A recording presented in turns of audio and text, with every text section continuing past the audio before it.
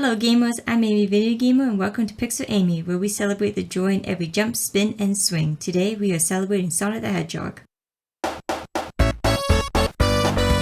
I have been a huge fan of the Sonic the Hedgehog series for over 2 decades. My journey with the Blue Blur began on the Nintendo GameCube with the incredible Sonic Mega Collection. I didn't just play these games, I spent countless hours lost in them, returning to the original trilogy almost every year. The Sonic series is more than just a collection of games to me. It's a truly special part of my life. It generally helped shape me into the gamer that I am today, encouraging me to explore new genres and dive into series I might have otherwise missed. The world of Sonic connected with me in a way no other series has. It was an amazing escape during my rough high school days, a place of comfort, challenge, and creative inspiration.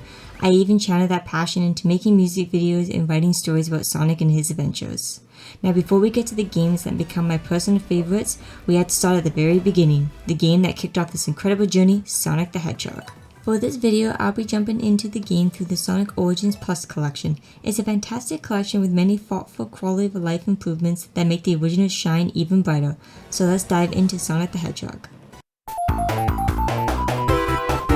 We begin our adventure in the most iconic and recognizable zone in the entire franchise, Green Hills Zone. The moment that the music hits and that lush green checkerboard hills load up, you understand why this game connected with so many people. The colors are beautiful, the speed is exhilarating, and the energy is truly electric. It's pure joy crystallized in pixel form. So it's fast, vibrant, and instantly memorable, serving as a perfect training ground. It's a beautiful, relaxing, yet thrilling environment, but we can't get too comfortable.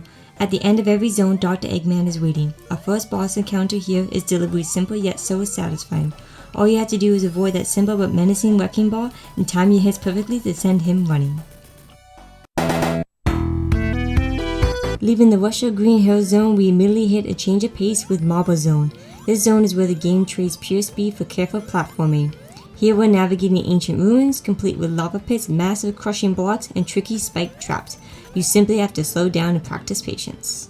Now, if you're one of those super speed running heroes, you can absolutely blaze across some of those lava pools with clever timing and maintain momentum. While I'm not quite at woodworker speeds, I love finding a rhythm that keeps things moving, bridging the gap between cautious jumps and those bursts of speeds that make Sonic feel so good. It's about that sweet spot where you're navigating the hazards with confidence, turning a slow-paced zone into a rewarding test of your reflexes. After the methodical challenge of the zone itself, we meet up with Dr. Eggman for a fiery test. In this boss battle, you're constantly hopping between 2 small platforms where Eggman tries to roast you with fireballs dropped from above. The key is to land a quick hit, then immediately hop to the other side to avoid the spreading flames.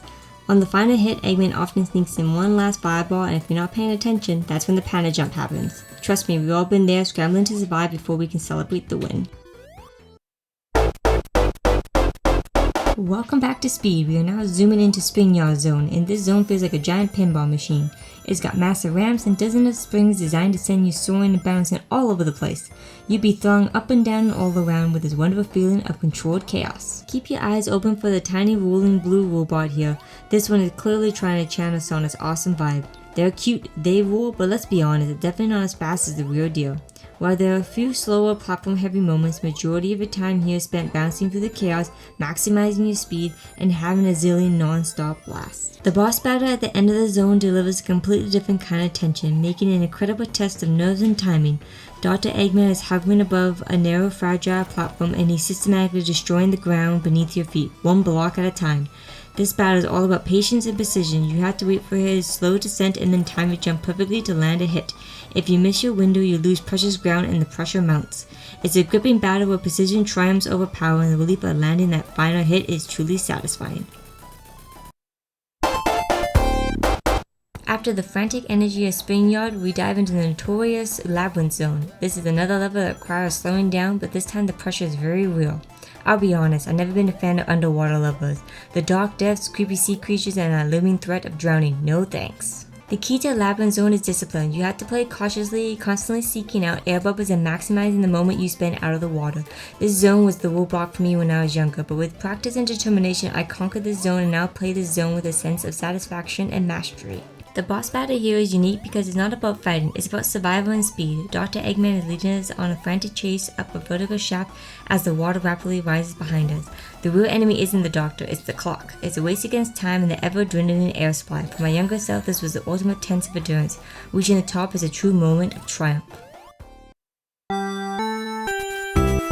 Starlight Zone. This is easily one of my favorite zones in the game, and you can instantly feel why. After the focused tension of Labyrinth Zone, we are awarded with pure unadulterated speed and light. This zone is all about momentum and freedom. It has the smoothest, slickest platforming in the game, complete with those steep hills that are perfect for building up speed and those iconic, satisfying vertical loops that generally make you feel like you are flying. The boss battle here is also a total blast, and I mean that literally. Dr. Eggman turns the arena into a giant seesaw game with bombs. You have two main paths to victory. You can either use the seesaws to bounce the bombs right back at him, a highly satisfying move, or you can use the explosion to launch yourself high into the air to land a direct hit. It's clever, perfectly chaotic, and just plain fun. Starlight Zone feels like our final joyful moment of calm and soaring speed before the inevitable intensity hits, because up next is the Industrial Nightmare Scrap Brain Zone. Get ready, because things are about to get serious. We've arrived at the Industrial Gauntlet, the final frontier, Scrap Brain Zone. The Dr. Eggman has put out all the stops, and this level is the ultimate test, demanding everything we've learned. It's intense, packed with dangerous electrical hazards, tricky platforming, and the tightest timing in the entire game. This zone is designed to make you sweat, but overcoming it is incredibly rewarding. This zone was brutal when I was younger, a constant struggle for survival, but now with years of practice I can successfully navigate the zone. It's the joy of seeing your skills grow over time, and thanks to the Spin Dash in the Origins collection, the shortcut in Act 3 is way easier to pull off, allowing you to skip a large section of Act 3. Finally, it's time for the final showdown. This arena is simple, deadly, and designed to rattle your nerves. No wings, no mistakes allowed. Compared to the spectacle of bosses in later Sonic games, this one's cleverly deceptive in its simplicity. Eggman tries to crush you with a piston-style trap while dropping tricky electrical sparks. The key is perfect timing. Dodge the danger, land a precise hit, and get out before he vanishes. It's a battle that demands focus, but when you land that final blow, the feeling of victory is absolutely immense. And just like that, we're done. From the vibrant cheerfulness of Green Hill Zone to the high-stakes intensity of Scrap Brain, Sonic the Hedgehog delivers a journey that is fast, exhilarating, and challenging. Looking back at the original trilogy, Sonic the Hedgehog is perhaps the most streamlined, and that simplicity is truly part of its enduring charm. It establishes a rhythm that swings between the exhilarating fast-paced zones and the slow, more methodical challenges. With 6 unique zones, each offering 3 acts and a thrilling boss encounter, the game is relatively short, yet is absolutely packed with personality. It is the solid, joyful foundation upon which the entire future of the series was built on. Now, the version I played in the Sonic Origins collection is without a doubt my favorite way to experience the classics. The quality of life improvements are phenomenal. Being able to use the spin dash and even the drop dash adds incredible speed and flexibility, making the classic zones even more fun. The collection also introduces coins, which replace the old life system. You can use these to unlock fantastic rewards outside of the game, but critically they allow you to retry the special stages.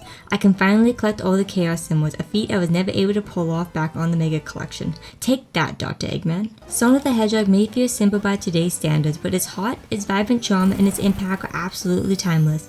It delivers a challenge, especially in those later zones, but that is part of the deep satisfaction the series offers. It's a game that reminds us that fun and speed are eternal, and that's why even today, this game brings me so much pure joy. That was Sonic the Hedgehog, the game that started it all and a world I always love returning to. Thank you for coming along for the ride. Until next time, keep celebrating the joy in every pixel.